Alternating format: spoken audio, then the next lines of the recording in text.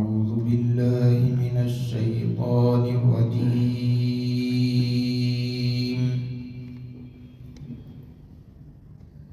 بسم الله الرحمن الرحيم.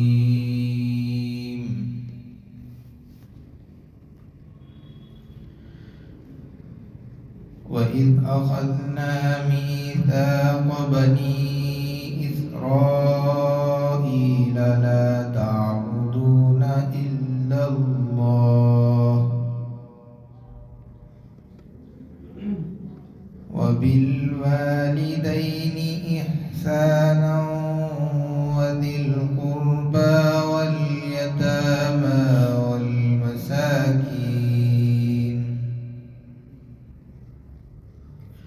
والمساكين وقولوا للناس حسنا وأقيموا الصلاة وآتوا الزكاة ثم توليتم إلا قليلا منكم وأنتم معرضون. صدق اللہ العظیم.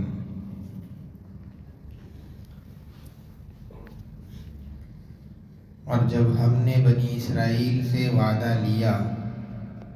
کہ تم اللہ کی ہی عبادت کرو اور والدین کے ساتھ، قرابت داروں، رشتہ داروں کے ساتھ، یتیموں اور مسکینوں کے ساتھ احسان کا برتاؤ کرو اور لوگوں سے اچھی بات کہو اور نماز قائم کرو اور زکوٰۃ دو، پھر ان میں سے بعض کے علاوہ سب کے سب پھر گئے اور تم اعراض کرنے والے ہو.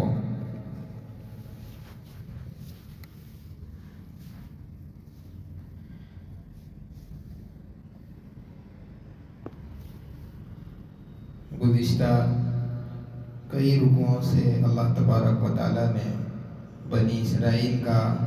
تذکرہ کیا ہے. اس میں ان پر جو کچھ احکامات نازل ہوئے اور انہوں نے کس طریقے سے نافرمانیاں کی اور اللہ تبارک و تعالیٰ نے ان کی جو پکڑ کی ہے ان کا تذکرہ ان آیات کے اندر گزرا. جو آیت آج آپ حضرات کے سامنے تلاوت کی گئی،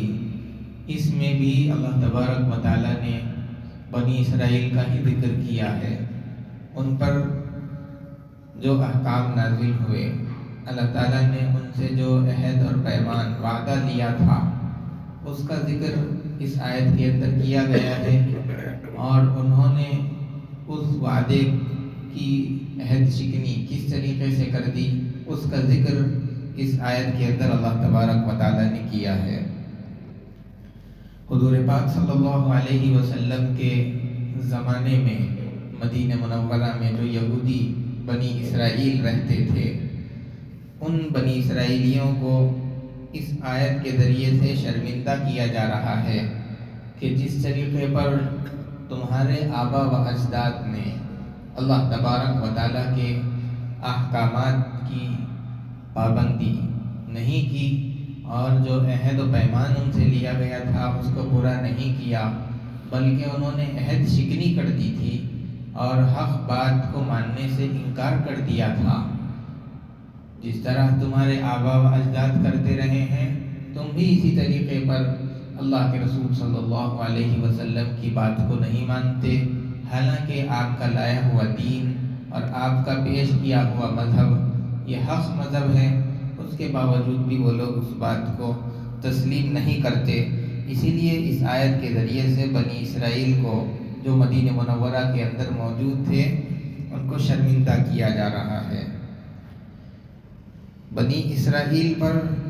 چند باتوں سے وعدے لیے گئے تھے. ان میں سب سے پہلا وعدہ جو اللہ تبارک و تعالیٰ نے ان سے لیا تھا وہ توحید کا تھا. لا تعبدون الا اللہ، کہ تم اللہ تبارک و تعالیٰ کے علاوہ کسی اور کی عبادت نہیں کرو گے. اس لیے کہ انسان پر سب سے بڑا حق وہ اللہ رب العزت کا ہے، اور اللہ تبارک و تعالیٰ کے جو حقوق ہیں ان میں سب سے بڑا حق یہی ہے کہ آدمی اللہ تبارک و تعالیٰ کی عبادت اور پرستش کرے اور اس کی عبادت میں دوسرے کسی کو بھی شریک نہ ٹھہرائے۔ اور یہی دعوت تمام انبیاء علیہ السلام کی رہتی تھی۔ جب بھی کوئی نبی دنیا کے اندر اللہ کی طرف سے مبعوث ہوتا تو وہ قوم کو یہی دعوت دیتا کہ تم اللہ تبارک و تعالیٰ کی عبادت کرو، اس کے علاوہ عبادت میں کسی دوسرے کو شریک مت کرو اور دوسرے کی عبادت مت کرو۔ جیسے کہ قرآن کریم کے اندر بھی مختلف مقامات پر یہ بات ذکر کر دی گئی۔ ایک جگہ پر اللہ تبارک و تعالیٰ نے فرمایا وَمَا أَرْسَلْنَا مِن قَبْلِكَ مِن رَسُولٍ إِلَّا نُوحِي إِلَيْهِ أَنَّهُ لَا إِلَٰهَ إِلَّا أَنَا فَاعْبُدُونِ، جس کا ترجمہ یہ کہ ہم نے آپ سے پہلے رسولوں کو بھیجا اور ان کے پاس یہ وحی آیا کرتی تھی کہ تم میری ہی یعنی اللہ تبارک و تعالیٰ ہی کی عبادت کیا کرو۔ اور اسی طریقے پر ایک دوسری جگہ قرآن کریم کے اندر یہ بتایا گیا وَلَقَدْ بَعَثْنَا فِي كُلِّ أُمَّةٍ رَسُولًا، ہم نے ہر قوم میں ہر امت کے اندر ایک رسول کو بھیجا ہے، اور وہ کیا کہتا تھا أَنِ اعْبُدُوا اللَّهَ، کہ تم اللہ تبارک و تعالیٰ ہی کی عبادت کیا کرو۔ الغرض تمام ہی انبیاء علیہ السلام کی قوم کے لیے یہی دعوت اور سب سے پہلی آواز نبی کی طرف سے یہی لگائی جاتی تھی کہ تم اللہ تبارک و تعالیٰ ہی کی عبادت کرو، اور جو کچھ چیزوں کو تم اللہ کے ساتھ عبادت میں شریک بنا رہے ہو ان چیزوں کو چھوڑ دو اور اللہ تعالیٰ کے ساتھ عبادت کو خاص کر دو۔ الغرض پہلا وعدہ تو توحید کا لیا گیا تھا، اس کے بعد میں چونکہ اللہ تبارک و تعالیٰ کا بندے پر حق پہلے ہے، اسی لیے حقوق اللہ اس کو پہلے ذکر کر دیا جو اللہ کا حق تھا۔ اس کے بعد میں حقوق العباد بھی چند حقوق ایسے ہیں جو بندے پر عائد ہوتے ہیں، اسی لیے حقوق العباد میں سے سب سے پہلے والدین کا حق ذکر فرمایا، اس لیے کہ انسان پر اللہ تبارک و تعالیٰ کے بعد میں والدین کے احسانات ان دونوں کی قربانیاں انسان کے لیے بہت زیادہ ہوتی ہیں، اسی لیے والدین کا حق انسان پر بندوں میں سب سے زیادہ ہوتا ہے، اسی لیے والدین کے حق کو حقوق العباد میں سب سے پہلے یہاں ذکر کرتے ہوئے فرمایا گیا ہے وَبِالْوَالِدَيْنِ إِحْسَانًا، کہ تم والدین کے ساتھ میں حسن سلوک کرو، اچھا برتاؤ کرو۔ حسن سلوک کا مطلب یہ ہے کہ ان کو اماں ابا کہہ کر کے پکارے، اگر کوئی حکم کرے تو اس کو فوراً مان لے، اور ان کی طرف تیز نگاہوں سے نہ دیکھے بلکہ ادب و احترام کے ساتھ میں ان کے سامنے کھڑا رہے۔ قرآن کریم کی دوسری آیات کے اندر بھی اللہ تبارک و تعالیٰ نے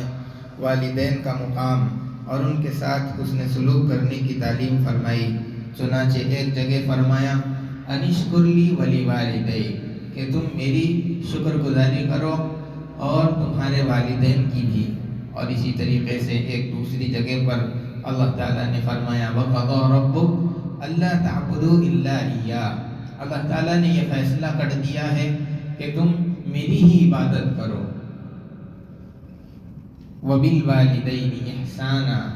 اور تم والدین کے ساتھ احسان کا ادب کا معاملہ کرو۔ پھر اس کے بعد میں آگے اللہ تبارک و تعالیٰ یہ فرما رہے ہیں إِمَّا يَبْلُغَنَّ عِندَكَ الْكِبَرَ،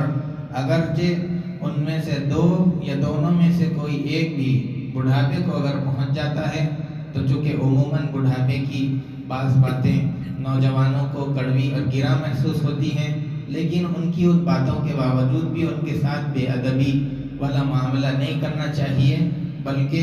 ان کی ان باتوں کو برداشت کرتے ہوئے اس زمانے میں بھی ان کی خدمت میں آدمی کو لگے رہنا چاہیے۔ حضرت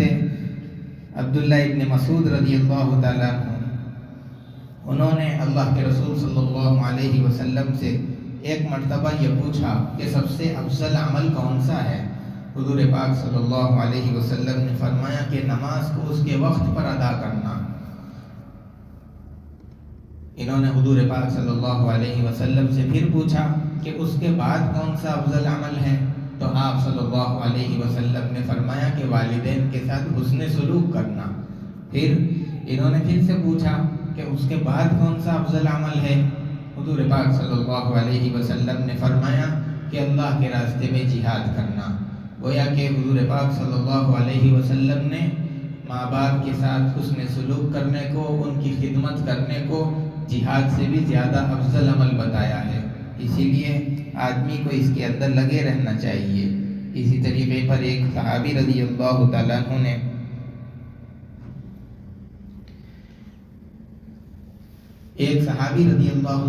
نے اللہ کے رسول صلی اللہ علیہ وسلم سے ایک مرتبہ یہ پوچھا کہ میں کس کے ساتھ حسن سلوک کروں، احسان کا معاملہ کروں؟ حضور پاک صلی اللہ علیہ وسلم نے فرمایا تمہاری ماں کے ساتھ میں۔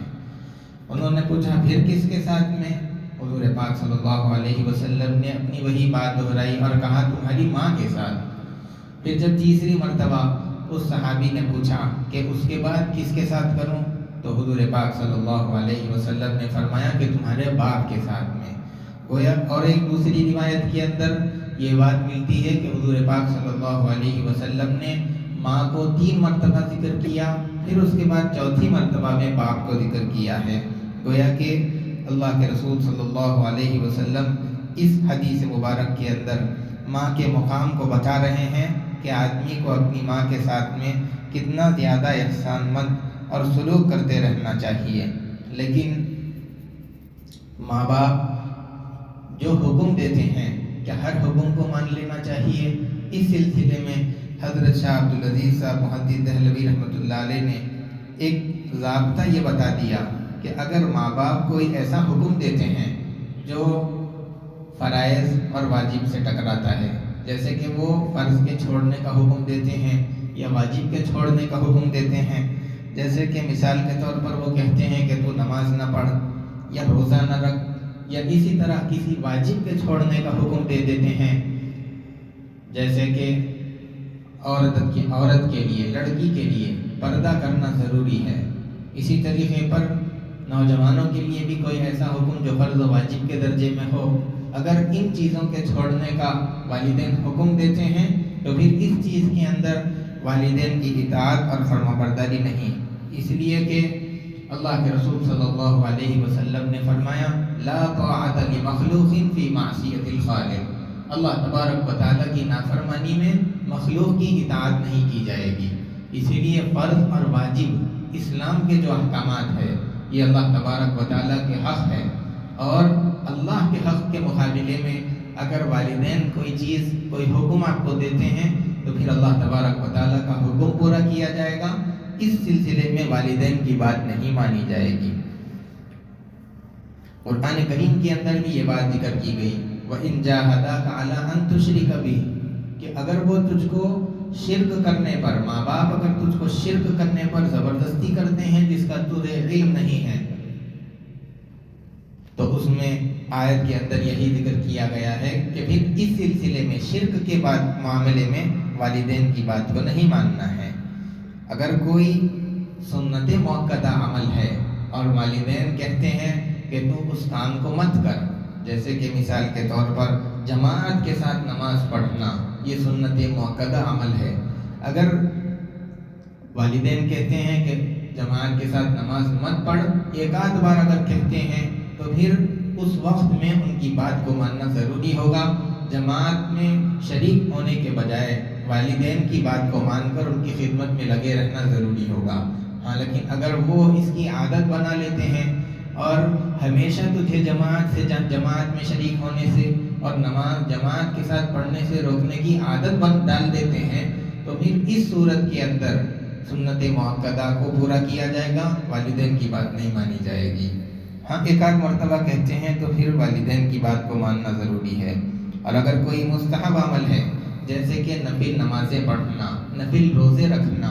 تو اس صورت کے اندر اگر والدین یہ کہتے ہیں کہ تو نفل روزہ مت رکھ، نفل نماز مت پڑھ، بلکہ ہمارے کام میں لگا رہ، تو پھر آدمی کے لیے مستحب عمل کو چھوڑنا ضروری ہے اور والدین کی خدمت کے اندر لگا رہنا ضروری ہو جاتا ہے۔ الغرض بنی اسرائیل سے ایک وعدہ دوسرا یہ لیا گیا تھا کہ تو کے والدین کے ساتھ احسان اور سلوک کرو، اور آگے ذی القربا یعنی رشتہ داروں کے ساتھ میں، اب قریبی رشتہ دار ہوں، دور کے رشتہ دار ہوں، ہر ایک کے ساتھ میں حسن سلوک کرنے کا حکم اور وعدہ بنی اسرائیل سے لیا گیا تھا۔ یہاں آگے اللہ تبارک و تعالیٰ فرماتے ہیں والیتاما، یتیموں کے ساتھ میں بھی حسن سلوک کرنے کا حکم دیا گیا ہے۔ یتیم ایسے بچے کو کہتے ہیں جس کے سر پر باپ کا سایہ نہ ہو، جس کا سرپرست باپ نہ ہو، کوئی دوسرے لوگ اس کی ذمہ داری لیے ہوئے ہوں، ایسے کو یتیم کہا جاتا ہے۔ اس کے اندر یہ بات یاد رکھنی چاہیے، ہمارے محلے کے اندر، شہر کے اندر، قصبے کے اندر جو یتیم بچے ہیں ان کو تلاش کر کے ان کے ساتھ احسان، ان کی ضروریات کو پورا کرنا، یہ آدمی کی ذمہ داری اور فرائض میں سے ہے۔ جب وہ تلاش کرے گا اور ان کی مدد، ان کے ساتھ احسان کرے گا، ان کی ضروریات کو پورا کرے گا، تبھی جا کر کے وہ اس فریضے کو پورا کرنے والا ہوگا۔ یتیم کا اس کے پاس آ کر کے سوال کرنا اور مانگنا ضروری نہیں ہے، بلکہ آپ کی ذمہ داری ہے کہ آپ جا کر کے ان کو تلاش کریں اور ان کی ضروریات کو پورا کریں۔ آگے اللہ تعالیٰ فرماتے ہیں والمساکین، مسکین کہتے ہیں ایسے آدمی کو کہ جس کے پاس اپنی اور اپنے بال بچوں کی جو اس کے ماتحت رہتے ہیں ان کی ضروریات کے پورا کرنے کے لیے بھی اسباب مہیا نہ ہوں، اتنے پیسے اور اتنے اسباب اس کے پاس نہیں ہیں جس کے ذریعے وہ اپنی ضروریات بھی مکمل کر سکتا ہے، ایسے آدمی کو مسکین کہتے ہیں۔ تو ان مسکینوں کے ساتھ بھی اچھا سلوک کرنے کا اللہ تبارک و تعالیٰ حکم فرماتے ہیں اور بنی اسرائیل سے وعدہ لے رہے ہیں۔ آگے اللہ تعالیٰ فرماتے ہیں وَقُولُوا لِلنَّاسِ حُسْنًا، بنی اسرائیل کو یہ حکم دیا جا رہا ہے کہ وہ اچھی بات کہیں، اور یہ سارے احکامات صرف بنی اسرائیل کے لیے نہیں ہیں بلکہ یہ احکامات اس امت کے لیے بھی اللہ تبارک و تعالیٰ نے دیے۔ اچھی بات کہنے کا مطلب یہ ہے کہ آدمی نرم کلامی کے ساتھ میں اور پھر خندہ پیشانی کے ساتھ مسکراتے ہوئے امر بالمعروف کرے اور گناہوں سے روکے، اچھائی کا حکم کرنا، گناہوں سے روکنا، یہ اچھی بات کہنے کے اندر شامل ہوتا ہے۔ اللہ کے رسول صلی اللہ علیہ وسلم نے فرمایا کہ اب تو کسی بھی اچھی چیز کو چھوٹا مت سمجھ، اگر تجھ سے کچھ نہ ہو سکے تو کم سے کم تجھ سے سامنے والے کو تکلیف نہیں پہنچنی چاہیے۔ یہ تعلیم اللہ کے رسول صلی اللہ علیہ وسلم نے فرمائی۔ اب چاہے سامنے والا کیسا ہی ہو، آدمی بات نرمی سے کرے، سامنے والا نیک ہو، برا ہو،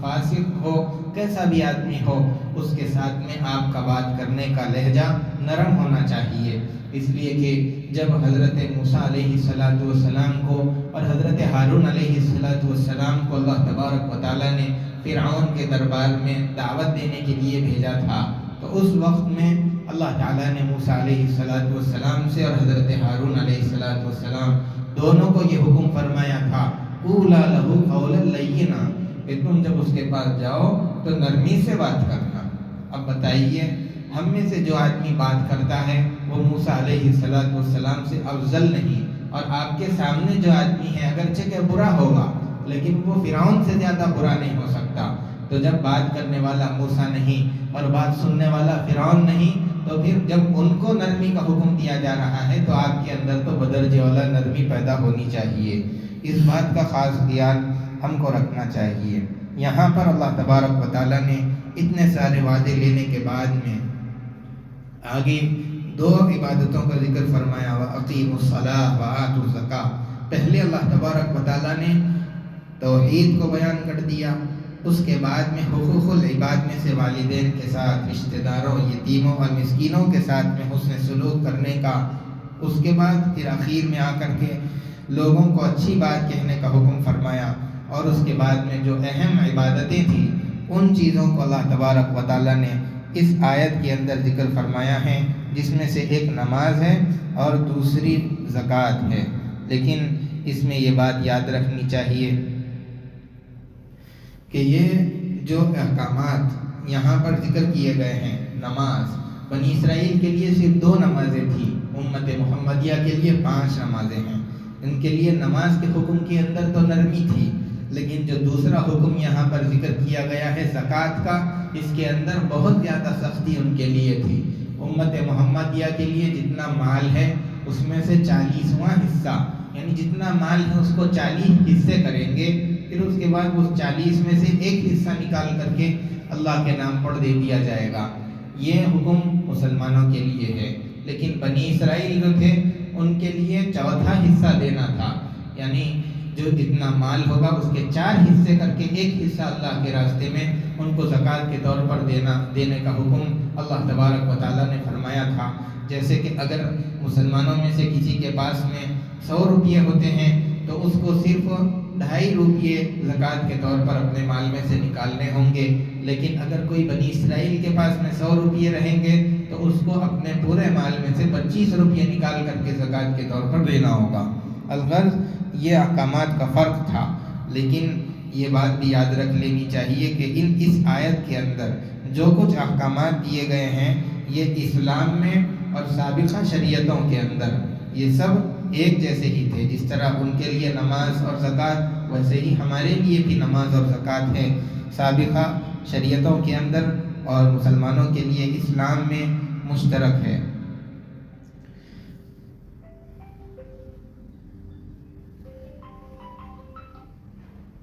پھر اس کے بعد میں اللہ تبارک و تعالیٰ نے آگے یہاں پر یہ بات ذکر فرمائی، ثم تولیتم، اتنے سارے وعدے ذکر کرنے کے بعد اللہ تعالیٰ بنی اسرائیل کا جو حال تھا ان احکامات کے ملنے کے بعد، ان وعدوں کے لینے کے بعد میں اس کو ذکر فرما رہے ہیں۔ ثم تولیتم الا قلیلا منکم، جو کچھ وعدے لیے تھے چند بنی اسرائیلیوں کے علاوہ سارے کے سارے ان وعدوں کو چھوڑ کر کے انہوں نے اپنے منہ کو پھیر لیا تھا۔ وانتم معرضون، اور تم اعراض کرنے والے تھے۔ اب یہ چند جو لوگ رہ گئے تھے وہ بنی اسرائیل تھے، وہ یہودی تھے جو پورے تورات کے پابند تھے، اور شریعت محمدی کے آنے سے پہلے اور شریعت موسوی کے منسوخ ہونے سے پہلے وہ اس کی پوری پابندی کرتے تھے۔ اور جس وقت میں اللہ کے رسول صلی اللہ علیہ وسلم کے ذریعے سے دنیا میں نئی شریعت ان کے سامنے آئی تو انہوں نے سابقہ شریعت کو چھوڑ کر کے